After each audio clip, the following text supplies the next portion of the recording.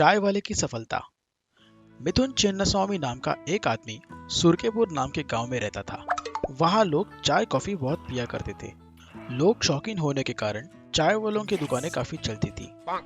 एक दिन मिथुन की बीवी ने उससे कहा कि घर के खर्चे बहुत ही बढ़ रहे हैं, घूमना फिरना हो गया है कम, और उसके कारण उसकी बीवी आ गई थी तंग। उसका बेटा अक्षय शहर से अपनी पढ़ाई पूरी करके आया था।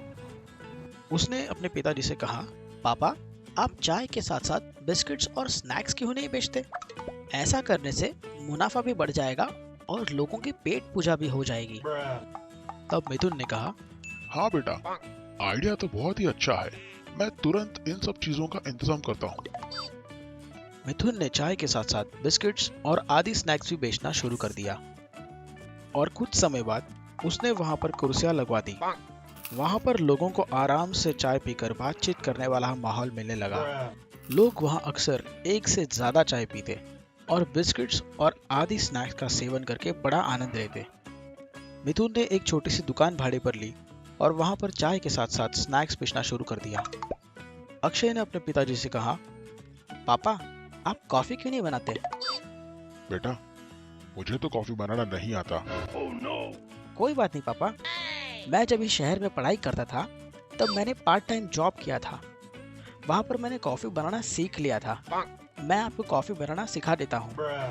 मगर पापा, जहाँ पर मैं काम करता था वहां पर जो कॉफी की बीन्स हुआ करती थी वो काफी खास हुआ करती थी।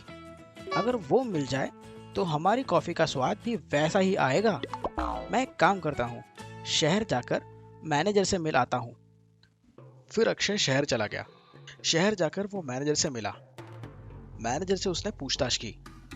उसने पूछा, सर, पहचाना सर, मैं अक्षय, यहाँ पर पार्ट टाइम जॉब करता था। हाँ पता है, क्या हुआ, क्यों आए हो? सर, वो जो कॉफी की बीन्स हुआ करती थी वो आप कहाँ से खरीदते हो? अरे पागल हो क्या तुम? वो मेरी दुकान का राज है, राज।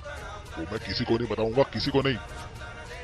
बड़े आए, तंग मत करो मुझे, दफा हो जाओ यहाँ से। निराश होकर अक्षय वहां से चला गया। वहां से वो जा रहा था कि रास्ते में उसे एक आदमी दिखाई दिया। वो बड़ा ही परेशान था। अक्षय ने उसे जाकर पूछा, अरे भाई, क्या हुआ? तुम बहुत ही उदास दिख रहे हो, कोई तकलीफ है क्या? अरे क्या बताओ बेटा, ये सामने जो दुकान है उसका जो मैनेजर है बड़ा ही धूर्त आदमी है, धूर्त। मैं एक कॉफी का व्यापारी हूँ।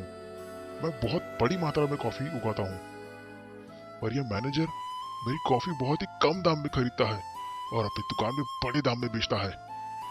बताओ बेटा, महंगाई इतनी बढ़ रही है, मैं कैसे अपना गुजारा करूंगा?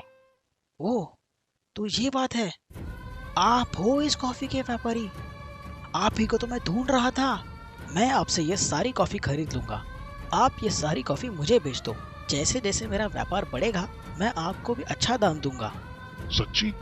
तो ये सारी कॉफी तुम खरीद लो।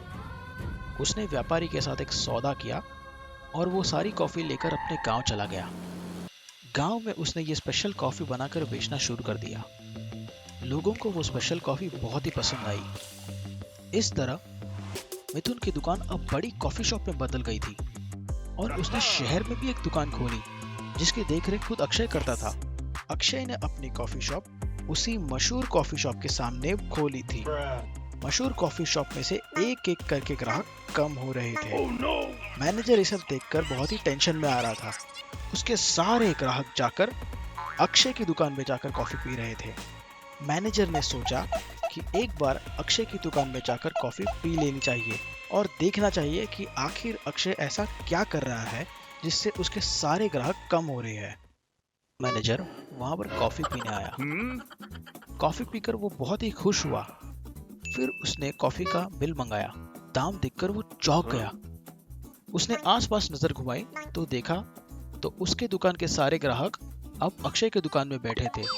उसे अपनी गलती का एहसास हुआ। महंगे दाम में वही कॉफी बेचकर उसने अपने सारे ग्राहक खो दिए थे। तो मित्रों, कभी भी किसी लाचार व्यक्ति के साथ अन्याय नहीं करना चाहिए।